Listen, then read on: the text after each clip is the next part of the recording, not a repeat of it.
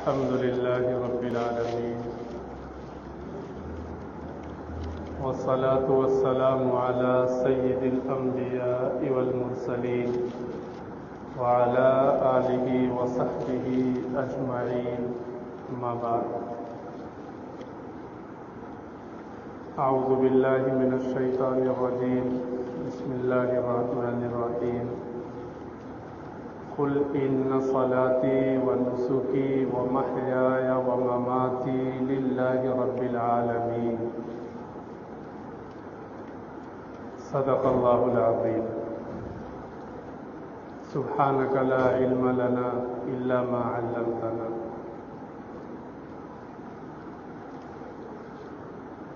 گرامی قدر معزز سامعین کرام، دوستوں اور ساتھیوں،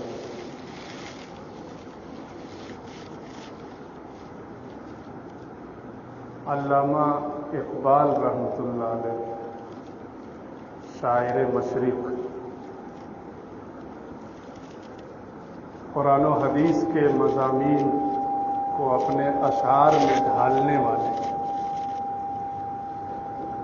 جو گنے چنے شعراء ہیں، ان میں علامہ اقبال کا نام سر فہرست ہے. انہی کا ایک شعر ہے: آج بھی ہو جو براہیم سا ایما پیدا، آج بھی ہو جو براہیم سا ایما پیدا، آگ کر سکتی ہے انداز گلستہ پیدا.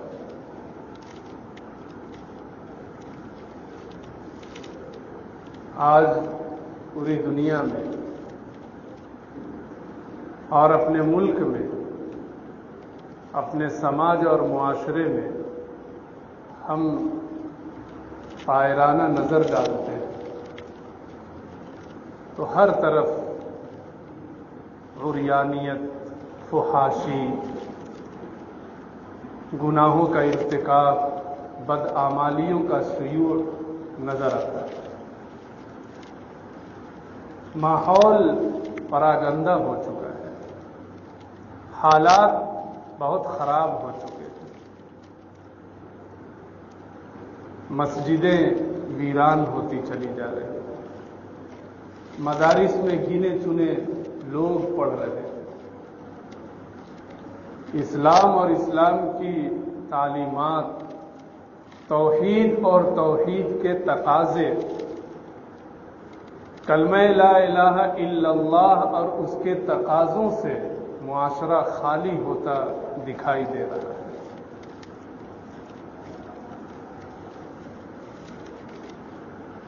ذی الحجہ کا یہ مہینہ ہر سال آتا ہے، اس سال بھی آیا ہے.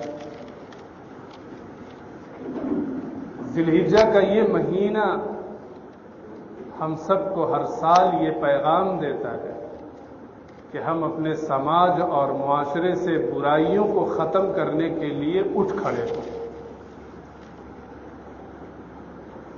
اپنے سماج اور اپنے معاشرے، اپنے خاندان اور اپنے گھر میں اسلام کا نظام نافذ کرنے کے لیے اٹھ کھڑے ہوں. حالات کیسے بھی ہوں، ماحول کتنا بھی خراب ہو، ایک مسلمان کی ذمہ داری یہ ہے کہ وہ برے حالات سے لڑے، باد مخالف سے لڑے، ماحول اور حالات کو برائیوں سے پاک صاف کر کے اسلام اور شریعت کے مطابق بنانے کی پوری کوشش کرے، جس کے لیے بہت کوئی لمبا چوڑا کام کرنے کی ضرورت نہیں ہے، بلکہ حالات بدلنے کے لیے، توحید کے تقاضوں پر عمل کرنے کے لیے انسان اپنی زندگی سے آغاز کرے. کہیں تبلیغ کے لیے جانے کی ضرورت نہیں ہے، دوسرے شہر اور ملکوں میں جانے کی ضرورت نہیں ہے، ایک گھر سے نکل کر دوسرے گھر میں جانے کی ضرورت نہیں ہے. یہ بعد کی چیز ہے. सबसे पहले इंसान अपनी ذات को बदलने की कोशिश करे। ये न कहे कि हालात और माहौल बहुत खराब है, इसलिए बस जैसे गाड़ी चल रही है वैसे ही चलती रहेगी। नहीं, जिलहिज्जा का ये महीना हम सबको ये पैगाम देता है कि हम दीन बेजारी का ये माहौल बदले, तौहीद बेजारी के हालात को बदले और सबसे पहले अपनी ज़ात को बदले। अपनी ज़ात को बदले। जब हर फर्द अपनी ज़ात को बदलेगा तो समाज और मुआशरा खुद ब खुद बदल जाएगा। मुआशरा फर्द से बनता है, समाज इकाइयों से वजूद में आता है। जब इकाइयां अच्छी होंगी, अफराद अच्छे होंगे, समाज खुद ब खुद अच्छा होगा।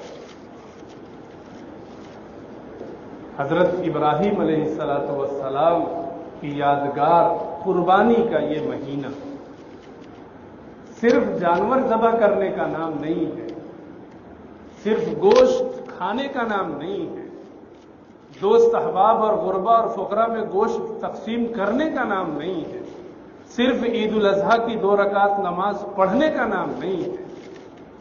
इन सारी चीजों के साथ साथ ईद उल अजहा, जिलहिज्जा का ये महीना हम सबको इस बात का दर्स देता है, पैगाम देता है कि हम इन तमाम नेकियों के साथ साथ हालात को बदलें, मिजाज को बदलें, समाज को बदलें, मुआशरे को बदलें। वरना हर साल कुर्बानी आती है, हर साल जानवर ज़बह होते हैं, लेकिन हम जहां थे वहीं हैं। ईद उल अजहा, माह जिलहिज्जा के पैगाम को हम सबको समझना चाहिए।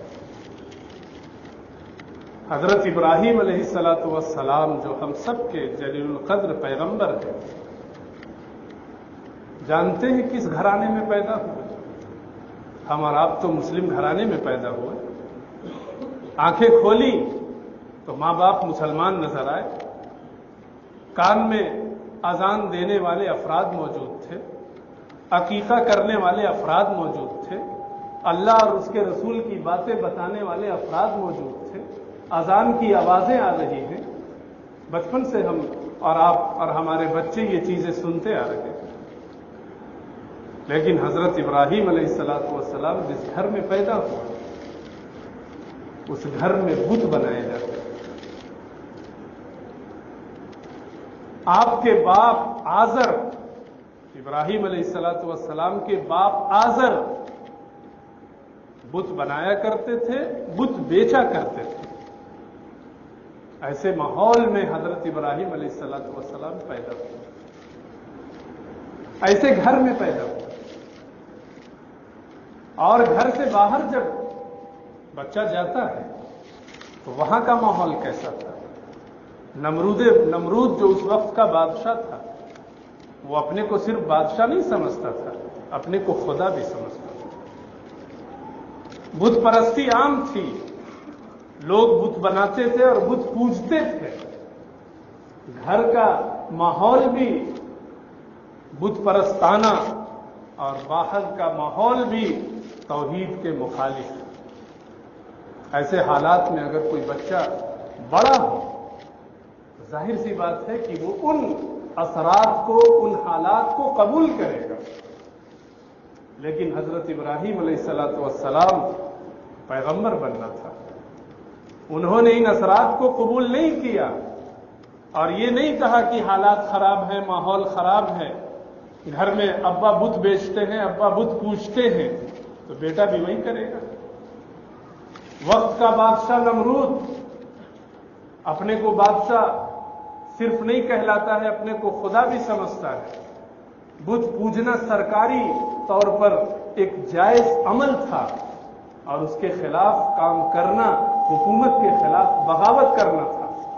ऐसे हालात में भी हजरत इब्राहीम अलैहिस्सलातु वस्सलाम के पाए इस्तिकामत में लग़ज़िश नहीं है। बड़े हुए, हालात को समझा, دیکھا اور خود یہ فیصلہ کیا کہ یہ بت پرستی غلط چیز ہے، اللہ کی وحدانیت کے خلاف ہے، چنانچہ ماحول کے خلاف کھڑے ہو گئے، اپنے باپ کے خلاف کھڑے ہو گئے، نمرود کے خلاف بھی کھڑے ہو گئے، اور ببانگ دہل یہ اعلان کیا کہ رب یہ نہیں ہے، رب وہ ہے جو زندگی دیتا ہے، رب وہ ہے جو موت دیتا ہے۔ اور ایک وقت ایسا آیا، اپنے باپ کو سمجھایا کہ یہ چیز غلط ہے، بت پرستی غلط ہے، بت بنانا غلط ہے۔ باپ ماننے کو تیار نہیں، گھر سے نکال دیا۔ اور پھر ایک وقت ایسا آیا کہ لوگ میلے میں گئے ہوئے تھے اور حضرت ابراہیم علیہ السلام نے اس ملک میں بنے ہوئے سب سے بڑے بت کو توڑ دیا۔ یہ کوئی معمولی بات نہیں تھی، یہ حکومت کے خلاف کھلم کھلا بغاوت کا اعلان تھا، اس بت پرستانہ ماحول کے خلاف علم بغاوت بلند کرنا تھا۔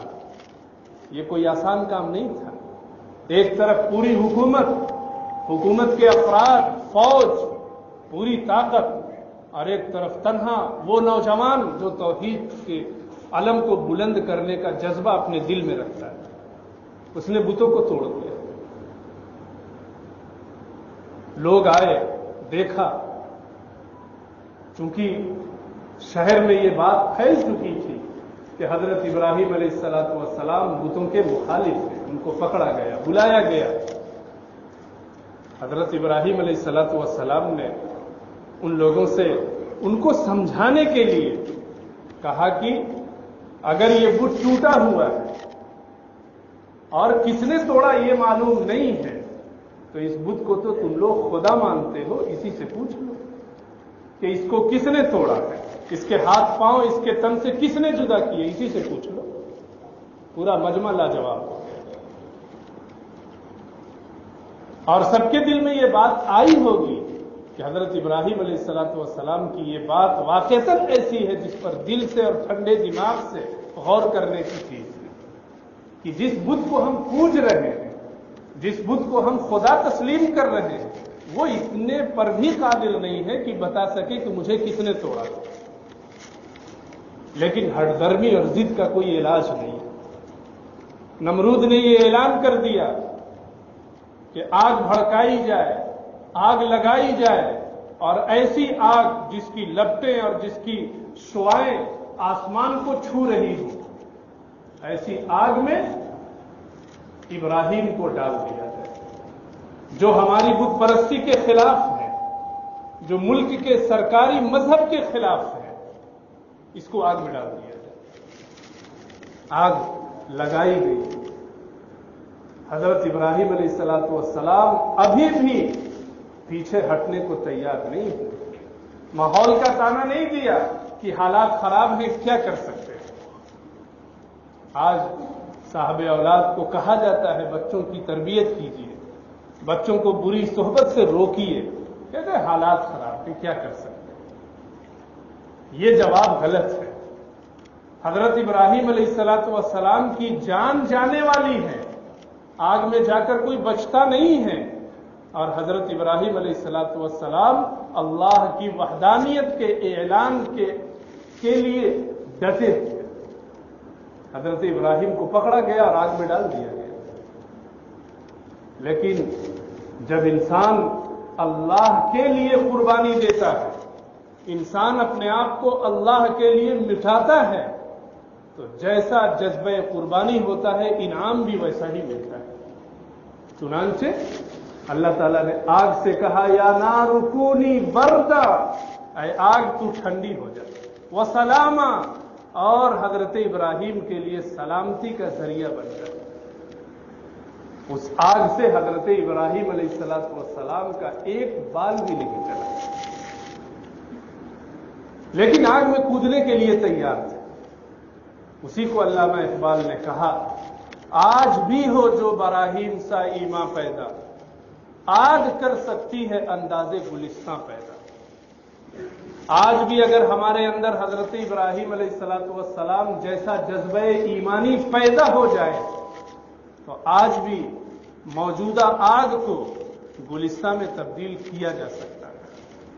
ہر فرد کے اندر اگر ایمان کا وہی جذبہ پیدا ہو جائے، تسلیم و رضا کا وہی جذبہ پیدا ہو جائے جو حضرت ابراہیم علیہ الصلوۃ والسلام کے دل میں پیدا ہوا، تو آج اپنے گھر کا ماحول بدلنا کوئی مشکل چیز نہیں، اپنے کو بدلنا کوئی مشکل چیز نہیں ہے، محلے اور سماج کو بدلنا کوئی مشکل چیز نہیں ہے، شہر اور ملک کو بدلنا کوئی مشکل چیز نہیں، لیکن شرط ہے وہ جذبہ ایمانی پیدا کرنا جو حضرت ابراہیم علیہ الصلوۃ والسلام نے پیدا کر کے بتایا اور دکھایا۔ آج بڑی آسانی سے ہم کہہ دیتے ہیں کہ ماحول اور حالات ایسے ہیں کہ شریعت اور اسلام پہ عمل کرنا مشکل ہے۔ حضرت ابراہیم علیہ الصلوۃ والسلام کی یہ تاریخ ہمیں بتاتی ہے کہ حالات کتنے خراب ہوں، ماحول کتنا خراب ہو، اگر انسان اللہ کے لیے، شریعت کے لیے جم جائے تو حالات بالکل بدل سکتے ہیں، یقینی چیز۔ حضرت ابراہیم علیہ الصلوۃ والسلام کے گھر کا جو ماحول تھا، باہر کا جو ماحول تھا، اس طرح خطرناک ماحول تو ہمارے یہاں نہیں ہے، اس سے تو کم درجے کا ماحول ہے۔ ہمارے گھروں میں بتوں کی پوجا نہیں ہوتی، محلے میں مسلمان بت کی پوجا نہیں کرتے ہیں، مورتی نہیں پوجتے ہیں، کم سے کم اس کا تو اطمینان ہے۔ لیکن اللہ اور اس کے رسول نے جو احکام بتائے ہیں، اسلام کی جو تعلیمات ہمارے سامنے ہمارے لیے ہیں، آج تو اس کی دھجیاں اڑ رہی ہیں۔ آج پیدائش سے لے کر وفات تک کے اسلام کے جو رہنما اصول ہیں، جو ہدایات ہیں، اس کی خلاف ورزی عام طور پہ کی جا رہی ہے۔ ماہ ذی الحجہ کا یہ مہینہ ہم سب کو یہ سبق دیتا ہے کہ ہم حضرت ابراہیم علیہ الصلوۃ والسلام کی سیرت اور تاریخ کا مطالعہ کر کے اپنے آپ کو، اپنے گھر کو اور ہر مخالف ماحول کو بدلنے کی پوری کوشش کریں۔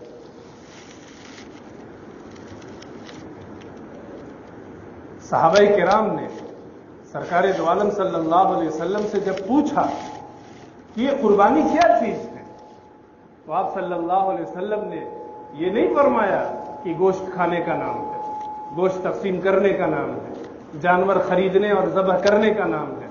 آپ نے فرمایا یہ تمہارے جد امجد حضرت ابراہیم علیہ الصلوۃ والسلام کی سنت اور یادگار ہے۔ جانور خریدنا، ذبح کرنا تو ایک علامت ہے۔ اللہ رب العزت نے صاف فرمایا لن ینال اللہ لحومها ولا دماؤها ولکن ینالہ التقوی منکم، کہ دیکھو جانور کا خون، جانور کا گوشت یہ اللہ کو نہیں پہنچتا، تمہارا تقوی، جذبہ ایمانی اور جذبہ قربانی وہ اللہ کو پہنچتا ہے۔ تم جانور ذبح کرنے میں کتنے مخلص ہو، تمہاری زندگی میں جذبہ قربانی کس درجے میں ہے، تم اللہ سے کس کس مقام پر ڈرتے ہو، اللہ اسے دیکھتا ہے۔ جانور ذبح کرنا تو ایک یادگار اور ایک بہانہ ہے، اصل چیز اپنے دل میں جذبہ قربانی پیدا کرنا ہے، حالات سے لڑنا ہے، مخالف ماحول کے سامنے ڈٹنا ہے، توحید کے تقاضوں پر عمل کرنا ہے، کلمہ لا الہ الا اللہ کے اقرار اور اس کے تقاضوں پر جمنا ہے۔ یہ ہے اصل قربانی کا پیغام۔ سرکار دو عالم صلی اللہ علیہ وسلم سے کہا گیا کہ آپ امت کے سامنے کہیں ان صلاتی و نسکی و محیای و مماتی للہ رب العالمین، کہ میری نماز، میری قربانی، میرا جینا اور مرنا وہ سب رب العالمین کے لیے وقف ہے۔ ہماری نماز بھی اللہ کے لیے، ہماری قربانی بھی اللہ کے لیے، زندگی کی ساری کوششیں اور ساری تگ و دو اللہ کے لیے، اور ہم مرتے وقت کلمہ پر مرے یہ بھی اللہ کے لیے۔ یہ ہے قربانی کا پیغام۔ اور جب انسان اپنی پوری زندگی کے سارے اعمال اللہ کے نام پر وقف کر دیتا ہے، تو پھر وہی اس بات کا سزاوار ہے، اس بات کا مستحق ہے کہ اس کے لیے آگ انداز گلستہ بن جائے، اس کے لیے مخالف ماحول آسانی اور سہولت کا سبب بن جائے۔ آپ قربانی کریں، لیکن قربانی کے پیغام کو اس ماہ ذی الحجہ میں نظر انداز نہ کریں۔ آپ جانور خریدیں اور ذبح کریں، لیکن قربانی کے اس مہینے میں حضرت ابراہیم علیہ السلام کی سیرت قربانی کو نظر انداز نہ کریں۔ اپنے بچوں کو بتائیں، خواتین کو بتائیں، بچیوں کو بتائیں کہ اس مہینے میں حضرت ابراہیم علیہ السلام نے کیا کارنامہ انجام دیا، جس کی یادگار یہ قربانی ہمیں سنت کے طور پر سرکار دو عالم صلی اللہ علیہ وسلم نے عطا فرمائی۔ بتانے کی چیز ہے، بچوں کو سمجھانے کی چیز ہے، لیکن عموماً اس سے غفلت ہوتی ہے۔ ہمارا سارا زور، سارا وقت جانور خریدنے، جانور کے انتخاب میں گزر جاتا ہے۔ وہ چیزیں ٹھیک ہیں، اپنی جگہ صحیح ہیں، لیکن اس کے ساتھ ساتھ جو اصل قربانی کا پیغام ہے اسے یاد رکھنا ہم سب کے لیے ضروری ہے۔ ماہ ذی الحجہ ہم سب کو یہی پیغام دیتا ہے، یہی سبق دیتا ہے، اور ہر سال دیتا ہے۔ ایک سال کا وقفہ کوئی چھوٹا موٹا وقفہ نہیں ہوتا ہے۔ ایک سال انسان کو اپنے آپ کو بدل لینا بہت آسان ہے، کوئی مشکل چیز نہیں ہے، لیکن بدلنا چاہے تو حضرت ابراہیم علیہ السلام اور حضرت اسماعیل علیہ السلام کے جذبے قربانی کو جانور ذبح کرنے کے موقع پر سامنے رکھنا اصل قربانی کا پیغام ہے۔ اسی لیے ماہ ذی الحجہ کی اہمیت شریعت کے نزدیک بہت زیادہ ہے۔ میں یہاں یہ بھی عرض کروں کہ ذی الحجہ کے جو 10 ایام ہیں، جس میں سے 4 دن گزر گئے، بڑی اہمیت کے حامل ہیں۔ والفجر ولیال عشر، عید الاضحیٰ کی فجر کی قسم کھائی گئی، اور جو 10 دن 10 راتیں ہیں ان کی قسم کھائی گئی۔ یہ بہت اہمیت کے حامل ہیں، اس میں خوب عبادت کرنا چاہیے۔ اگر روزہ رکھنے کی طاقت ہے تو روزہ بھی رکھنا چاہیے، اور خاص طور سے عرفہ کے دن 9 ذی الحجہ کو تو روزہ ہر آدمی کو شوق ذوق سے رکھنا چاہیے، خواتین کو بھی، مردوں کو بھی، بالغ بچوں کو بھی۔ روایتوں میں آتا ہے کہ عرفہ کے دن اگر کوئی شخص روزہ رکھتا ہے اخلاص کے ساتھ تو اس کے پچھلے 1 سال کے گناہ معاف کر دیے جاتے ہیں، اور آئندہ بھی 1 سال کے گناہ معاف کر دیے جاتے ہیں۔ کتنی بڑی فضیلت ہے۔ اور اس کے علاوہ اور ایام جو ابھی چل رہے ہیں اس میں بھی روزہ رکھا جا سکتا ہے۔ آپ نمازوں کو قضا نہ ہونے دیں، نیکیوں میں بڑھ چڑھ کر حصہ لیں، کم از کم 1 روپیہ ہی روز صدقہ کریں 10 دنوں کے اندر، 5 روپے 10 روپے ہی صدقہ کریں، تسبیح کا درود کا انتظام کریں، تلاوت کا انتظام کریں، راتوں میں کم سے کم 2 رکعت تہجد کا اہتمام کریں۔ یہ ان راتوں کی عبادتوں میں شامل ہے، اس کا خیال رکھیں۔ اور 9 ذی الحجہ کی فجر سے لے کر کے 13 ذی الحجہ کی عصر تک تمام مسلمانوں پر جو بالغ ہیں، خواہ مرد ہو یا عورت، جوان ہو یا بوڑھا، تنہا نماز پڑھ رہے ہوں یا جماعت کے ساتھ، مقتدی ہو یا امام، سب کے لیے تکبیر تشریق پڑھنا واجب ہے۔ اللہ اکبر اللہ اکبر، لا الہ الا اللہ، واللہ اکبر اللہ اکبر وللہ الحمد، واجب ہے پڑھنا۔ اپنی بچیوں کو بتائیں، خواتین کو بتائیں کہ 9 تاریخ آنے والی ہے، 9 تاریخ کی فجر سے لے کر کے 13 ذی الحجہ کی عصر تک یہ پڑھنا واجب ہے۔ اور یہ سال میں ایک ہی بار آتا ہے۔ اگر سال میں ایک بار آنے والی عبادت سے بھی ہم چوک گئے تو پھر ہماری محرومی اور ہماری بد نصیبی ہی کہی جائے گی۔ اسے یاد کریں، بچوں کو بتائیں کہ یہ دن آنے والا ہے جس میں اللہ کی بڑائی بیان کرنے کا حکم دیا گیا ہے، اللہ کی تعریف کرنے کا حکم دیا گیا ہے۔ ان ساری چیزوں کی رعایت کے ساتھ ذی الحجہ کے بچے ہوئے ایام گزارے، اور پوری کوشش کرے کہ ہمارے دلوں میں، ہمارے بچوں کے دلوں میں، ہماری بچیوں کے دلوں میں जज्बे ईमानी पैदा हो, कुर्बानी का जज्बा पैदा हो, वक्त और माल की कुर्बानी, जान की कुर्बानी का जज्बा पैदा हो, और इस्लाम का कोई हुक्म जो हमारे सामने हो उसके सामने सर झुकाने का जज्बा पैदा हो। यही कुर्बानी का पैगाम है और यही माह ज़िलहिज्जा का सबक है। और जिस दिन ये जज्बा पैदा होगा, अल्लामा इकबाल की जुबान में यही बात कही जाएगी कि आज भी हो जो बराहीम सा ईमा पैदा, आग कर सकती है अंदाज़े गुलिस्तां पैदा। अल्लाह हम सबको जज्बे ईमानी नसीब फरमाए और कुर्बानी के इस मौके पर कुर्बानी का जज्बा समझने की तौफीक अता फरमाए। व आखिरु दावाना अनिल हम्दुलिल्लाहि रब्बिल आलमीन।